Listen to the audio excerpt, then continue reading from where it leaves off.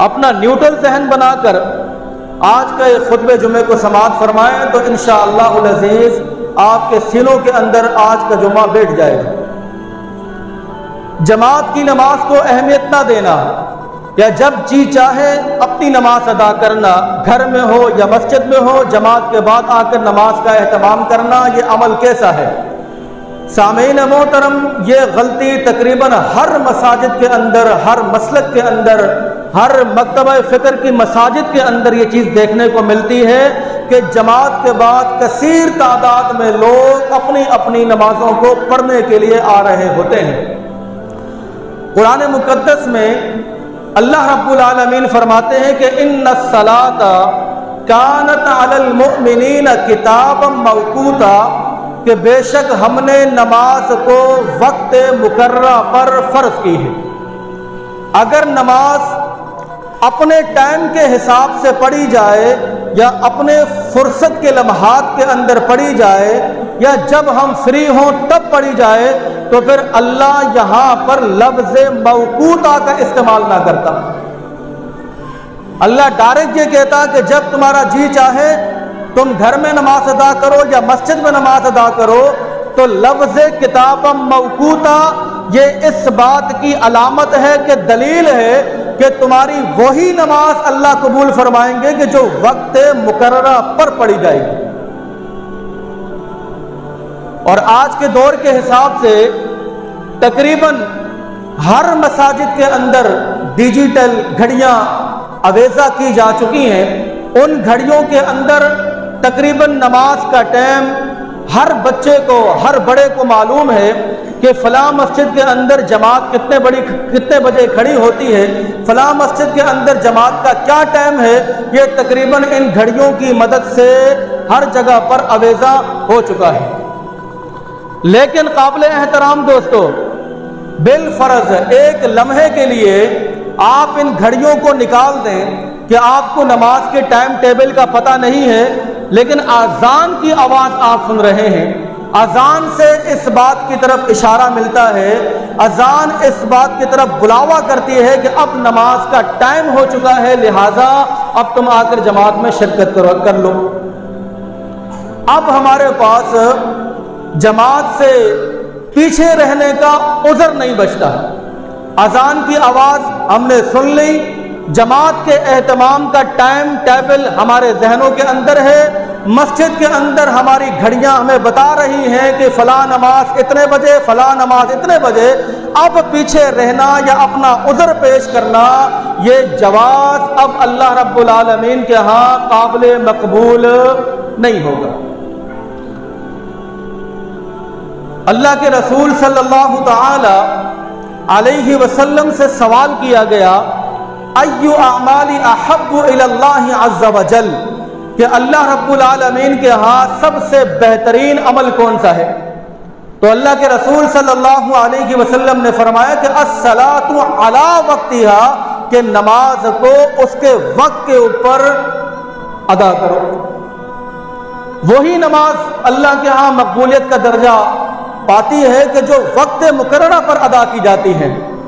لیکن قابل احترام دوستو، بزرگوں، بھائیوں، ایک حدیث اس حوالے سے اور سماعت فرمائیں، پھر میں اپنا دکھ، اپنا رونا آپ کے سامنے بیان کروں، اس نیت سے کہ شاید آپ کے سینوں کے اندر بات اتر آئے اور آپ اس غفلت سے اپنے آپ کو بچا لیں، اس کاہلی سے اپنے آپ کو بچا لیں، اللہ کرے بات ذہنوں میں اتر جائے۔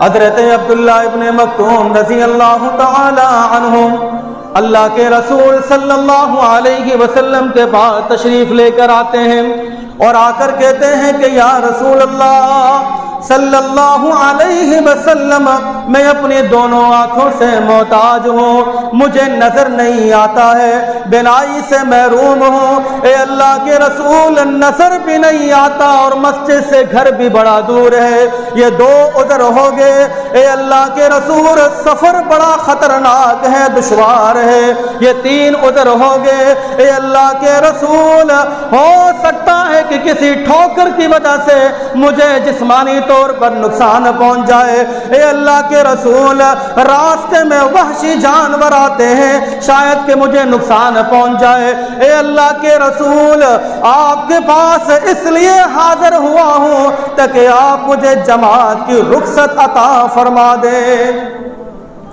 سر اعتراض سنا، اے اللہ کے رسول میں دونوں آنکھوں سے نابینا ہوں، اور میرا خیال ہے کہ ہمارے محلے کے اندر کوئی نابینا نہیں ہے، سب دیکھنے والے ہیں۔ اے اللہ کے رسول مسجد گھر سے بڑی دور ہے اور محلے کے اندر مسجد کے ساتھ گھر کی دیوار ٹچ ہے۔ تیسرا عذر، اے اللہ کے رسول راستہ بڑا دشوار ہے، یہاں پر ماشاءاللہ ہر بندے کے پاس اپنی سواری موجود ہے، اے اللہ کے رسول راستے کے اندر وحشی جانور ہیں، ہو سکتا ہے کہ مجھے جسمانی نقصان پہنچا دیں۔ اللہ کے رسول ان شرعی عذر کی بنیاد پر میں یہ چاہتا ہوں کہ آپ مجھے رخصت عطا کر دیں کہ میں نماز کو اپنے گھر میں ادا کر لوں۔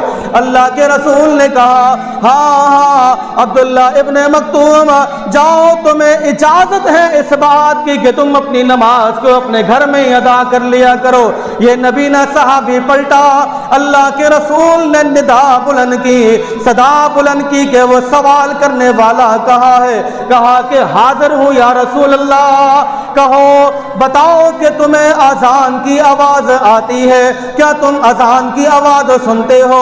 ہاں ہاں اے اللہ کے رسول اذان کی آواز آتی ہے۔ فرمایا کہ پھر لازمی ہے کہ تم فرض نماز کو جماعت کے ساتھ آ کر ادا کرو۔ قابل احترام دوستوں، بزرگوں، بھائیوں، یقین کریں میرا دل پھٹ جاتا ہے، آنکھوں کے اندر آنسو آ جاتے ہیں، دل بڑا غمگین ہو جاتا ہے، اور میں اللہ سے ہدایت کی دعا کرتا ہوں ان لوگوں کے لیے کہ جو جان بوجھ کر اپنی جماعت کی نماز سے غافل ہوتے ہیں۔ کل قیامت کے روز اگر اللہ نے یہ پوچھ لیا کہ تم نے فرض نماز کو جماعت کے ساتھ کیوں ضائع کیا، تو کیا کہو گے کہ میں تو دیوبندی تھا، کیا کہو گے میں تو بریلوی تھا، کیا کہو گے میں تو اہل حدیث تھا؟ اگر اللہ نے پوچھ لیا تمہارے کانوں میں اذان آئی مسجد کیوں نہیں جاتے تھے، کیا کہو گے کہ وہ مسجد تو اہل حدیثوں کی تھی، یہ کہو گے کہ مسجد دیوبندی کی تھی؟ نہیں میرے محترم بھائیوں، دوستوں، بزرگوں، اس میں بڑی گرفت ہو جائے گی، اس میں بڑی گرفت ہو جائے گی۔ اس نبینا صحابی کو جس کا راستہ بھی دشوار ہے، آنکھوں سے وہ محتاج بھی ہے، دیکھ نہیں سکتا ہے، اللہ کے رسول نے اس کو رخصت نہیں دی، تو ہم ہٹے کٹے چلتے پھرتے دیکھنے والے، سب کچھ محسوس کرنے والے، ہمیں کس بنیاد پر رخصت دی جاتی ہے کہ آپ نماز کو اپنے گھر میں ادا کر لیں؟ سوال ہی پیدا نہیں ہوتا ہے۔ ہمارے محلے کے ایک پکے مستند عالم دین، جامعہ مسجد عثمانیہ، وہاں کے امام صاحب کا نام ہے حضرت مولانا محمد اعظم حفظہ اللہ، اللہ ان کی حفاظت فرمائے اور دین میں استقامت عطا فرمائے۔ آپ جا کر ان سے یہ سوال کریں کہ حضرت ہمارا ایک سوال ہے، اور وہ سوال یہ ہے کہ ہم تہجد کے پابند ہیں، ہم صلاۃ التوبہ کے پابند ہیں، ہم صلاۃ التسبیح کے پابند ہیں، ہم اشراق پڑھتے ہیں، چاش پڑھتے ہیں، ابابین پڑھتے ہیں، ان تمام چیزوں کا اہتمام کرتے ہیں، لیکن جماعت سے پیچھے رہ جاتے ہیں، لیکن جماعت سے نماز نہیں پڑھتے، باقی یہ تمام عمل ہم کرتے ہیں لیکن جان بوجھ کر ہم جماعت سے پیچھے رہ جاتے ہیں۔ جو جواب ملے تو مجھے بتائیے گا۔ سب سے پہلے تو آپ کی کلاس ہوگی، یہ تمام جو نوافل آپ ادا کر رہے ہیں ان کے بارے میں کوئی آپ سے پوچھ نہیں ہے۔ تہجد کی نماز آپ پر فرض نہیں ہے، چاش کی نماز آپ پہ فرض نہیں ہے، صلاۃ التسبیح کی نماز آپ پہ فرض نہیں ہے، اشراق کی نماز آپ پہ فرض نہیں ہے، لیکن جماعت کی نماز کے حوالے سے اسپیشلی یہ حکم ہے کہ وَارْكَعُوا مَعَ الرَّاكِعِينَ، رکوع کرو رکوع کرنے والوں کے ساتھ۔ ہائے کیا صحابی یاد آیا ہے، اللہ اکبر، حضرت عبید رضی اللہ تعالی عنہ یہ بڑے مشہور تابعی ہیں، تہجد گزار، اشراق کے پابند، اوابیل کے پابند، انتہائی نمازی پرہیزگار انسان۔ ایک وقت ایسا آیا کہ نماز فجر کے اندر حضرت عبید نظر نہیں آ رہے ہیں۔ حضرت عمر رضی اللہ تعالی عنہ نے سوال کیا کہ وہ عبید کہاں ہے کہ جو پہلی صف میں ہوا کرتا تھا، آج دکھائی نہیں دے رہا، جاؤ پتہ کرو جا کر معاملہ کیا ہے۔ صحابی کا ٹولہ ان کے گھر پہ پہنچتا ہے، گھر سے آواز آتی ہے کہ عبید آرام کر رہے ہیں، ساری رات انہوں نے تہجد کی حالت میں گزاری ہے، تھکے ہوئے تھے، سو گئے۔ حضرت عمر تک یہ بات پہنچی کہ حضرت عبید تہجد کی نماز کی وجہ سے فرض نماز سے قاصر رہے ہیں۔ اللہ اکبر۔ حضرت عمر کا چہرہ افق میں چھا گیا، زردی مائل ہو گیا، آنکھوں کے اندر خون اتر آیا کہ عبید نے یہ کیسا عمل اختیار کیا۔ اللہ اس عمل کو قبول نہیں کرتا کہ فرض نماز کو چھوڑ کر آپ سنت اور نوافل کا اہتمام کثرت کے ساتھ کریں۔ اور میرا دکھ تو یہ ہے، قابل احترام دوستوں، بزرگوں، بھائیوں، بڑا دل خون کا آنسو ہوتا ہے اور اللہ سے ہدایت کی دعا بھی کرتا ہوں کہ یا اللہ تو انہیں ہدایت عطا فرما۔ میں نے تو یہ معاملہ بھی دیکھا ہے، پہلے ایک حدیث سن لیں۔ اللہ کے رسول صلی اللہ علیہ وسلم فرماتے ہیں جماعت کی نماز کے حوالے سے صلاۃ الجماعت افضل من صلاۃ الفرد ب27 درجہ۔ اکیلی نماز اور فرض اور جماعت کی نماز کے اندر تقریباً 27 درجے کا فرق ہے، 25 درجہ، تقریباً 25 نماز کا 25% کا تقریباً فرق آتا ہے۔ لیکن یہاں پر میں نے اللہ اکبر، اللہ ہدایت دے، ایسے ایسے بھائیوں کو دیکھا کہ وہ دیکھتے ہیں کہ جماعت کی نماز کھڑی ہے تو وہ اپنا وقت واش روم میں گزارنا پسند کرتے ہیں بنسبت کے فرض نماز کے اندر جماعت میں کھڑے ہوں۔ اپنا وقت واش روم کے اندر گزارنا وہ پسند کرتے ہیں کہ کہیں ہمیں 27 درجوں کا ثواب نہ مل جائے، اور یہ ٹائم وضو خانے کے اندر پاس کیا جاتا ہے کہ تاکہ فرض نماز جماعت کی نماز ضائع ہو جائے، اس کے پیچھے آ کر ہم بعد میں اپنی نماز کا ادا کریں۔ کیا یہ اللہ کے رسول اللہ اور اس کے رسول کی نافرمانی میں یہ چیز نہیں آتی؟ اس کا فیصلہ آپ خود کیجیے۔ قیامت کے روز اگر آپ سے یہ پوچھا گیا کہ تم تہجد کے پابند ہو، صلاۃ التسبیح کے پابند ہو، اشراق اوابین کے پابند ہو، جماعت کی نماز کو دیکھ کر تم بھاگ جاتے تھے، چھپ جاتے تھے، اپنے ٹائم کو تم وضو خانے اور واش روم کے اندر ضائع کرتے تھے تاکہ جماعت نکل جائے، کیا جواب دو گے اللہ کی؟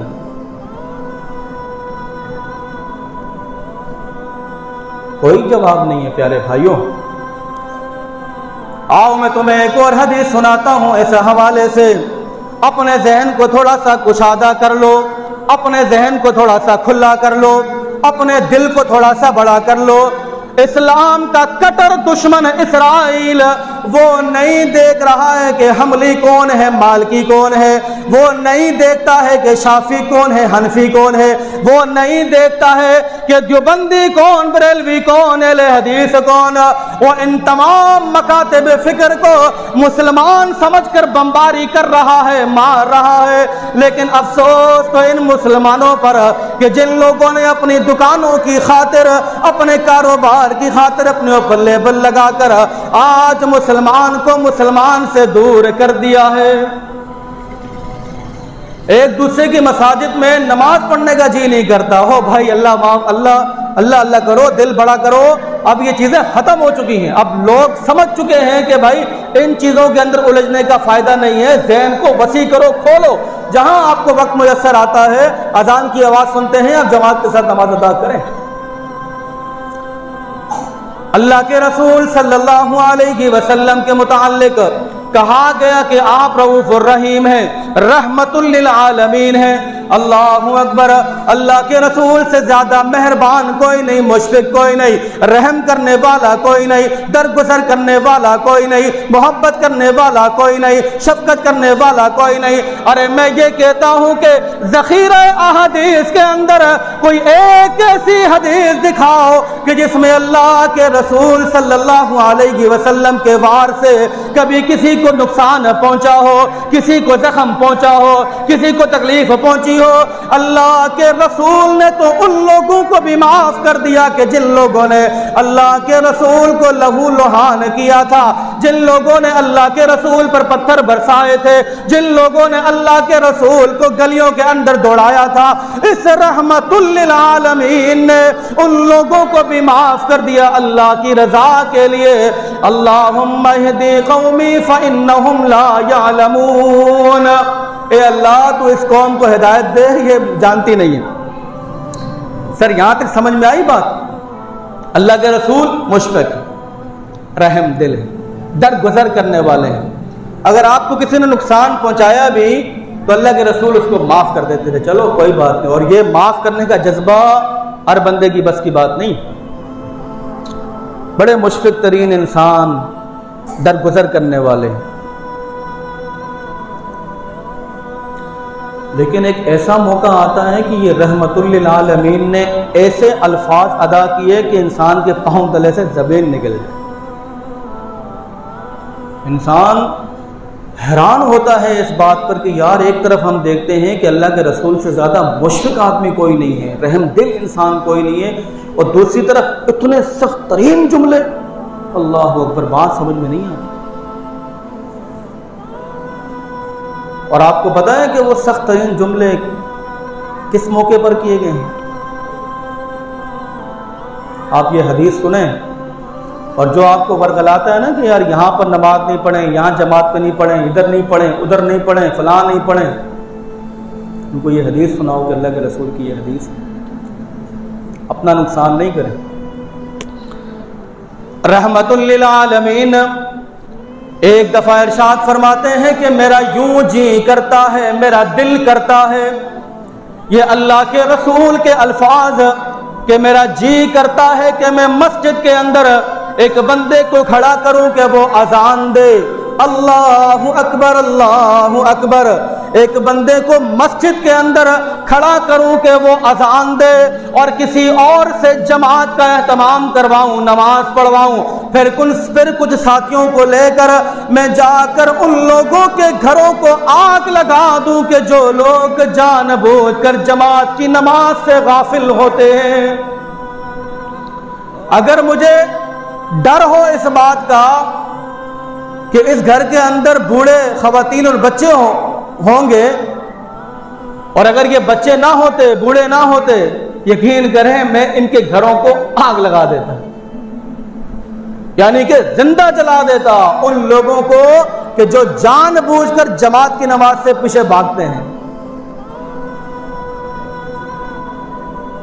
اب خود سوچئے کہ یہ الفاظ میرے نہیں ہیں سر، یہ الفاظ رحمت للعالمین کے ہیں، یہ الفاظ اللہ کے رسول کے ہیں، رحمت للعالمین، کہ میں جا کر ان کے گھروں کو آگ لگا دوں کہ جو جماعت میں شریک نہیں ہوتے اور ہیں ہٹے کٹے۔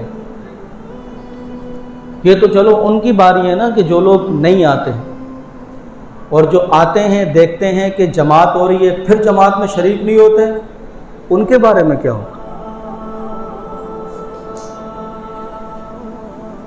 سوچ کے دیکھیے ان کے بارے میں کیا ہوگا۔ ایک تو وہ لوگ ہیں نا جو نہیں آتے ہیں، گھر سے آتے ہی نہیں ہیں، ان کے بارے میں یہ حکم ہے کہ میں جا کر ان کے گھروں کو آگ لگا دوں اگر بچے خواتین نہ ہوں۔ اور جو لوگ مسجد میں آتے ہیں، جماعت دیکھتے ہیں، اور جماعت کے بعد جماعت کے ساتھ کھڑے نہیں ہوتے، بھاگ جاتے ہیں، ان کے بارے میں کیا ہوگا؟ یہ الفاظ رحمت للعالمین کے ہیں۔ ایک حدیث اور سن لیں، پھر اس کا بقیہ حصہ انشاءاللہ نماز میں کی جانے والی جو فحش ترین غلطیاں ہیں اس پر انشاءاللہ زندگی رہی تو اگلا جمعہ اس پر بیان کریں گے کہ ہم نماز سے پہلے اور نماز کے اندر کیا کیا بڑی بڑی غلطیاں کرتے ہیں اور اس پر ہمارا فوکس نہیں ہوتا۔ ہم سمجھتے ہیں کہ یار یہ معمولی چیزیں ہیں، لیکن وہ انتہائی محیط چیزیں ہوتی ہیں۔ ایک حدیث سنیں پیارے بھائیوں، کسی کے ساتھ حسد نہیں، کسی کے ساتھ بغض نہیں، ایک عالم دین ہونے کے ناطے میرا یہ حق بنتا ہے کہ میں حق بات کو آپ تک پہنچاؤں۔ اگر میں حق بات کو چھپاتا ہوں، قرآن کی آیت اور حدیث کو آپ تک نہیں پہنچاتا، آپ بعد میں لٹکو گے، پہلے مجھے لٹکنا پڑے گا۔ تو یہ ضروری ہے کہ میں حق کی بات آپ تک پہنچاؤں، اس کے بعد آپ عمل کریں نہ کریں یہ تمہاری مرضی ہے۔ اللہ کے رسول صلی اللہ تعالی علیہ وسلم نے فرمایا، بس یہ آخری حدیث اور اس کو ذہن میں بٹھا لیں سر، امام الانبیاء حضرت محمد الرسول اللہ صلی اللہ تعالی علیہ وسلم فرماتے ہیں، فرمایا کہ اثقل الصلوات علی المنافق صلاۃ الفجر و صلاۃ العشاء۔ اللہ کے رسول نے فرمایا کہ منافق ترین انسان کے اوپر دو نمازیں بڑی بھاری ہوتی ہیں، وہ ان سے پڑھی نہیں جاتی ہیں۔ پہلی نماز نماز فجر اور دوسری نماز نماز عشاء، یہ دونوں نمازیں کس کے اوپر بھاری ہوتی ہیں؟ منافقین کے اوپر بھاری ہوتی ہیں۔ علماء اس حوالے سے لکھتے ہیں اگر دیکھنا ہو کہ تم میں سے منافق آدمی کون ہے تو فجر کی نماز میں مسجد کا جائزہ لے لینا، اگر تم نے پہچاننا ہے کہ منافق آدمی کون ہے تو عشاء کے وقت اس بندے کو مسجد میں تلاش کر لینا۔ اگر ان دو نمازوں کے اندر وہ بندہ تمہیں مسجد میں مل جائے تو سمجھ لینا کہ یہ نفاق سے پاک آدمی ہے، اگر وہ نہیں ملتا تو سمجھ جانا کہ منافق ترین انسان ہے۔ یہ میں نہیں، اللہ کے رسول نے فرمایا کہ منافق انسان کے اوپر دو نمازیں بڑی بھاری ان سے نہیں پڑھی جاتی ہیں، پہلی نماز نماز فجر، دوسری نماز نماز عشاء۔ یا رسول اللہ صلی اللہ علیہ وسلم فجر کی اہمیت کیا ہے، عشاء کی اہمیت کیا ہے؟ اللہ کے رسول نے فرمایا اگر ان لوگوں کو فجر اور عشاء کی اہمیت کا اندازہ ہو جائے وَلَوْ يَعْلَمُونَ مَا فِيهِمَا لَآتَوْهُمَا وَلَوْ حَبْوًا، تو پھر یہ اپنے گھروں سے ٹانگوں پہ چل کر نہیں آئیں گے بلکہ رینگ کر مسجد میں پہنچیں گے۔ اگر اندازہ ہو جائے کہ فجر کی اہمیت کیا ہے اور عشاء کی نماز کی اہمیت کیا ہے تو تم چل کر نہیں آؤ گے، رینگ کر آؤ گے کہ کسی طریقے سے ہم مسجد میں پہنچیں اور رینگنے کا ثواب بھی ہمیں مل جائے۔ قابل احترام دوستو، بزرگوں، بھائیوں، آج کی پوری تقریر کا لب لباب اور خلاصہ کلام یہ ہے کہ اللہ سبحانہ و تعالی نے ہم سب کو اس دنیا کے اندر جو بھیجا ہے وہ اللہ کی فرما برداری کے لیے، اور یہ فرما برداری جناب محمد الرسول اللہ صلی اللہ علیہ وسلم کے طریقے کے مطابق کرنے کے لیے بھیجا گیا ہے۔ اور ان میں سے جو دوسری چیز ہے وہ ہے اقامت الصلاۃ، نماز کا اہتمام کرنا، نماز کا قیام کرنا۔ میرے پیارے بھائیوں، اللہ ہم سب کو ہدایت عطا فرمائے، ہمیں دین پہ استقامت عطا فرمائے، جان بوجھ کر فرض نماز کو نہ چھوڑیں۔ پیارے بھائیوں، اللہ کے لیے نہ چھوڑیں، اللہ کے لیے نہ چھوڑیں بھائی، فرض نماز کو جان بوجھ کر نہ چھوڑیں، اس کو معمولی سمجھ کر نہ چھوڑیں۔ اور یہ بات میں اپنی طرف سے نہیں کہہ رہا ہوں، میں آپ کا خیر خواہ ہوں، آپ کا مخلص ہوں، آپ کا دوست ہوں، آپ کے لیے ہدایت کی دعا کرتا ہوں۔ یہ الفاظ اللہ کے رسول کے ہیں، من ترک الصلاۃ متعمدا فقد کفر، کہ جس نے جان بوجھ کر فرض نماز کو چھوڑ دیا گویا کہ اس نے کفر کیا۔ اللہ کے رسول کا فرمان ہے یار،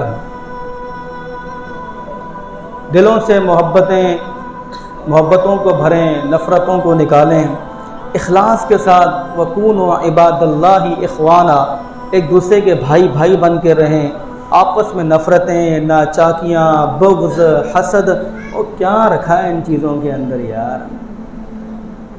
کب ہم شعور اختیار کریں گے، کب ہم میں عقل آئے گی؟